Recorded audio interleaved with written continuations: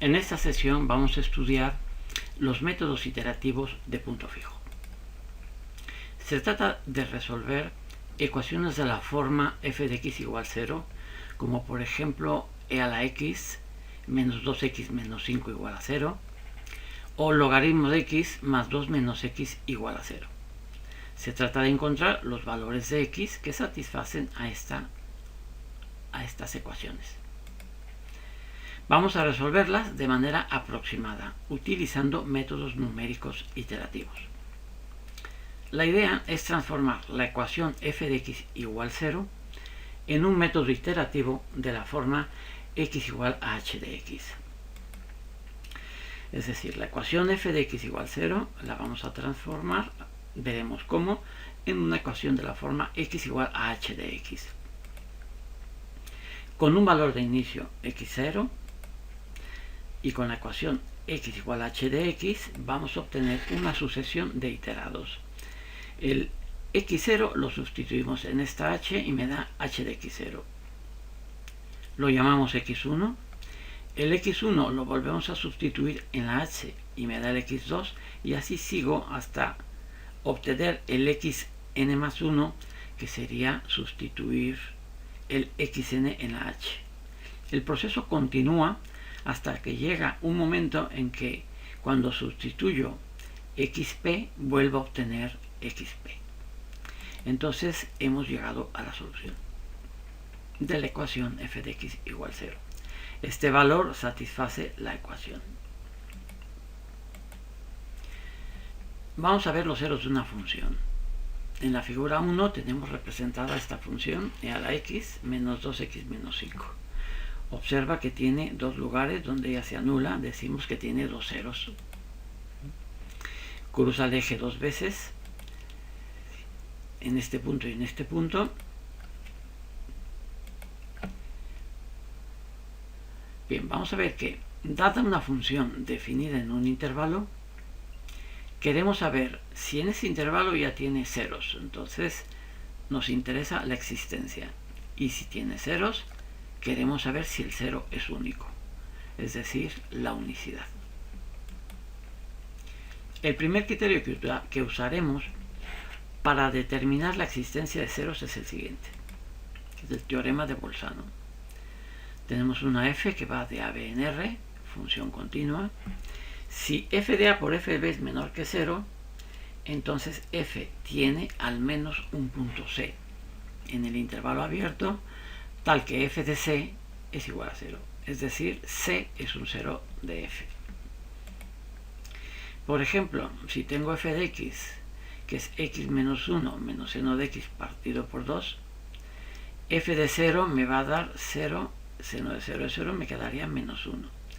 f de 2, 2 menos 1, 1, menos lo que valga seno en 2, dividido entre 2, me da 0,54. Si multiplico f de 0 por f de 2 me va a dar un número negativo. Entonces esto significa que al menos tenemos un 0 en el intervalo 0,2. También lo podemos ver en este dibujo, pero antes vamos a ver que este resultado nos garantiza la existencia de ceros. La unicidad la podemos obtener si la función tiene primera derivada continua. Y si además la derivada es distinta de 0 para cualquier x dentro del intervalo. En ese caso el 0 es único. Vamos a ver estas líneas en esta figura. Primero, que f de a por f de b sea menor que 0. Si elegimos, por ejemplo, f de menos 2, me va a dar un número negativo. Si valoráramos a la izquierda f de menos 3, vemos que la función estaría por aquí, de tal forma que entre menos 2 y menos 3 al menos tengo un 0. Pero ahora lo que quiero saber es si este 0 es único en el intervalo menos 2, 3. Vamos a verlo, por ejemplo, también en el intervalo 2, 3. En 2 la función es negativa, f de 2 me da un valor negativo. El 3 está a la derecha, no está en la línea, pero sabemos está por aquí. F de 3 me va a dar un valor positivo, de tal manera que f de 2 por f de 3 será menor que 0. Entre 2 y 3, este resultado me garantiza que hay al menos un 0. Pero si quiero que el 0 sea único, voy a pedir que la primera derivada sea distinta de 0, por ejemplo en el intervalo 2, 3. Vamos a ver qué pasa. Vamos a coger un punto entre A y B. Entre A y B la función tiene un 0, que es el 2 y pico que tenemos aquí. En ese intervalo la función es monótona creciente, su derivada es mayor que 0, por lo tanto es distinta de 0. Así que este resultado de ser distinta de 0 me garantiza que el 0 es único. Si en ningún lugar entre A y B la función tiene derivada 0, significa que es o monótona creciente o monótona decreciente. En este caso ella es monótona creciente. Si tuviera un lugar donde la derivada vale 0, tendríamos un punto de pendiente horizontal, con lo cual la función pasaría de una monotonía a otra. Antes de seguir, vamos a ver lo que son los ceros múltiples.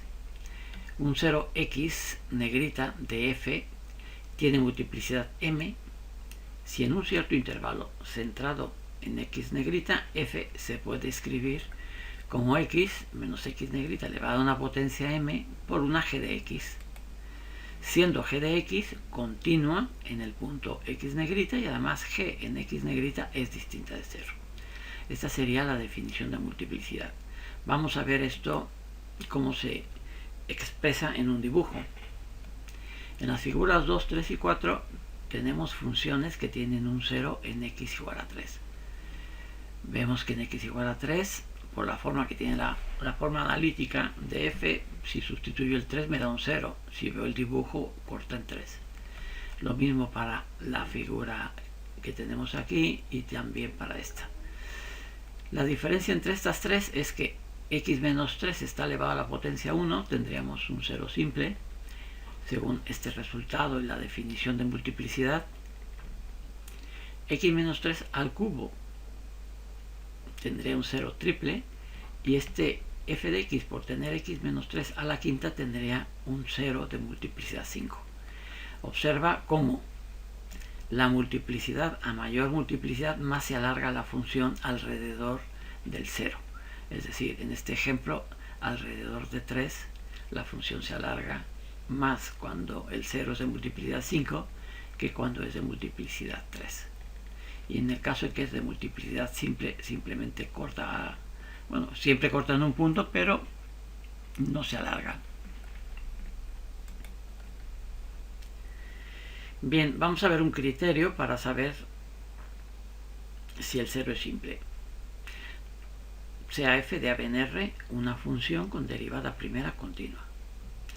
X negrita en AB es 0 simple de f si solo si f en x negrita vale 0 y su derivada en x negrita es distinto de 0. Si se cumplen estas dos condiciones, entonces tenemos un 0 simple, es decir, multiplicidad 1. Para multiplicidades mayores tenemos este teorema que me dice que si tengo f, una función que va de a b en R con m derivadas continuas, entonces x negrita, un punto de AB, es 0 de multiplicidad m de f si y solo si f de x negrita vale 0, igual que su derivada en x negrita, y así hasta la m menos unésima derivada. Pero además la mésima derivada en x negrita es distinta de 0. Se han aplicado estos dos resultados a estas funciones y está propuesto como ejercicio. Se trata de los ejercicios 6, 7 y 8 de la sección que corresponde a esta sección. Ejercicios de métodos iterativos 1. Resumiendo todo lo anterior, la existencia y unicidad de ceros la podemos garantizar mediante las siguientes dos condiciones. Sea f de a b en R una función continua, x negrita un punto del intervalo AB, tal que la f en x negrita vale 0, es decir, x negrita es 0 de f de x. ¿X negrita es único? Sí.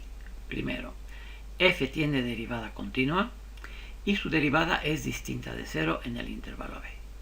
Y además f de a por f de b es menor que 0. Con estas dos condiciones tenemos garantizado que el 0 que vamos a estudiar es el único del intervalo b. Repitemos que la condición 1 nos asegura que al ser f' continua en AB y distinta de 0, la derivada tiene signo constante en el intervalo AB y por tanto f es estrictamente monótona. La condición 2 nos asegura que existe al menos un 0 de f de x, f de a por f de b menor que 0. Por otro lado, no puede haber dos ceros porque el teorema de Rolle aseguraría la existencia de un punto intermedio en el que la derivada sea nula. Pero como eso no puede ser, porque estamos pidiendo que la derivada sea distinta de 0 en todo el intervalo, no puede haber dos ceros. Además, la hipótesis impuesta de derivada de x continua y distinta de 0, vamos a pensar por ejemplo mayor que 0, implica que la derivada es mayor que 0 o mayor que un cierto número alfa mayor que 0. Esto a su vez implica no solo que existe un único 0 x negrita en AB, sino además que este 0 debe tener multiplicidad 1. Y esto es lo que acabamos de ver en la proposición anterior. Bien, ahora vamos a ver la relación entre los ceros de una función y los puntos fijos. Vamos a empezar por la definición de punto fijo. Los puntos fijos de una función f de x son las abscisas de los puntos del plano que cortan a la recta igual a x.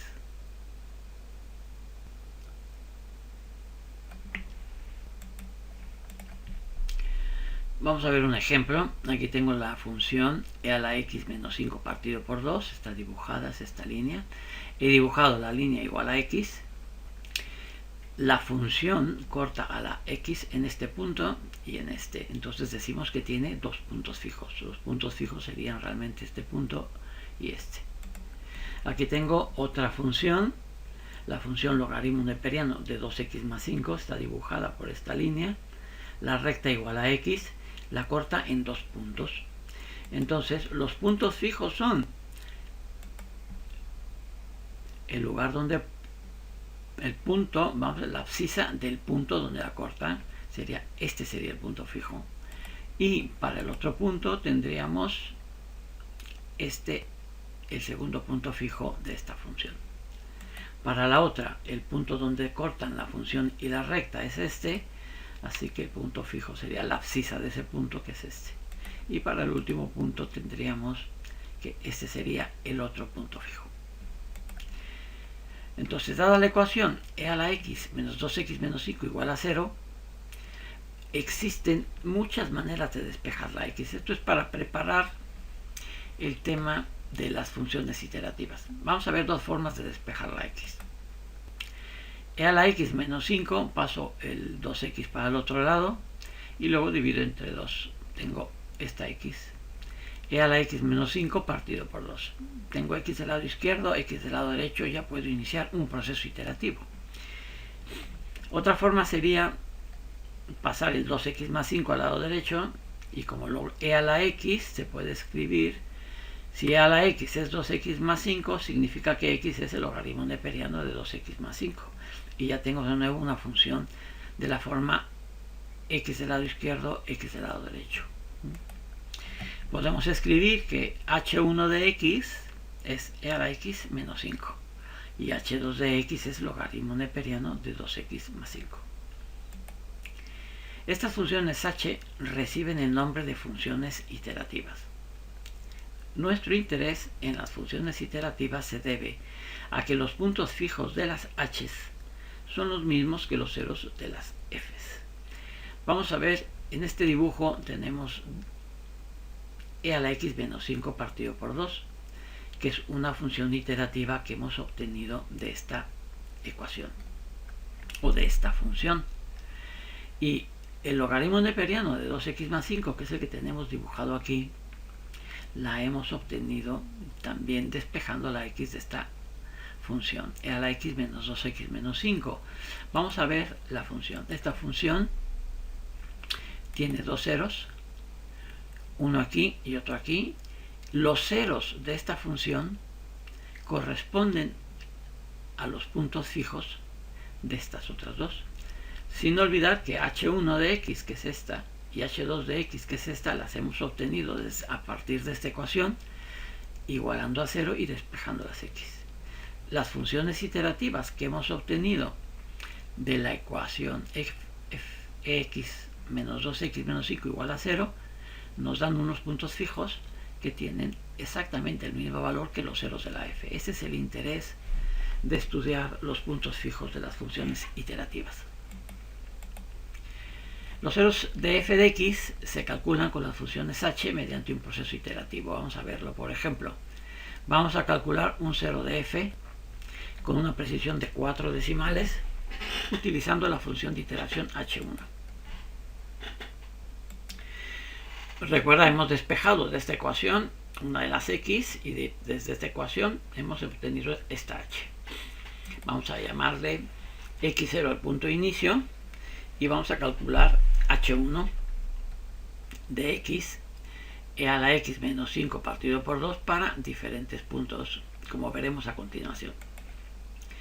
Entonces, x1 va a ser el valor de h1 en x0. Como h1 de x es e a la x menos 5 partido por 2, h1 de x0 será e a la x0 menos 5 partido por 2. Valoro, e a la 0 me da 1, menos 5 menos 4, entre 2 me da menos 2. Ya tengo el x1.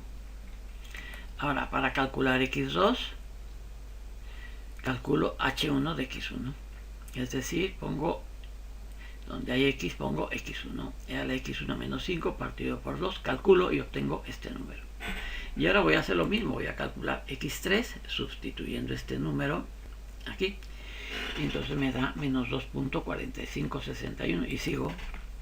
Voy a seguir hasta que lo que yo calculo reproduce lo que estoy buscando con 4 cifras decimales, que es la precisión que he pedido. Si hubiera pedido menos cifras decimales, pues ya hubiera acabado, porque el 7 aquí ya se repite, el 1 y el 2 no.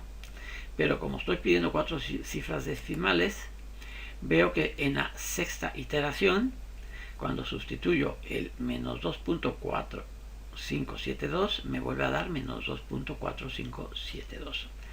Y entonces, con 4 decimales de precisión, hemos obtenido que uno de los ceros de la ecuación e a la x menos 2x menos 5 igual a 0 es menos 2.4572.